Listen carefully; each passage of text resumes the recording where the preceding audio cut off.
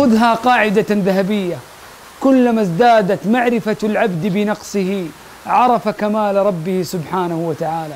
قال ابن القيم: من عرف نفسه بالضعف عرف ربه بالقوة، ومن عرف نفسه بالعجز عرف ربه بالقدرة. قال سبحانه وتعالى: يا أيها الناس أنتم الفقراء إلى الله والله هو الغني الحميد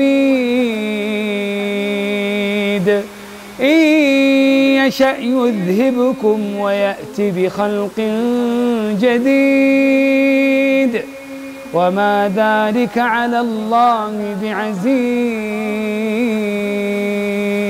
تبارك الذي نزل الفرقان على عبده ليكون للعالمين نذيرا.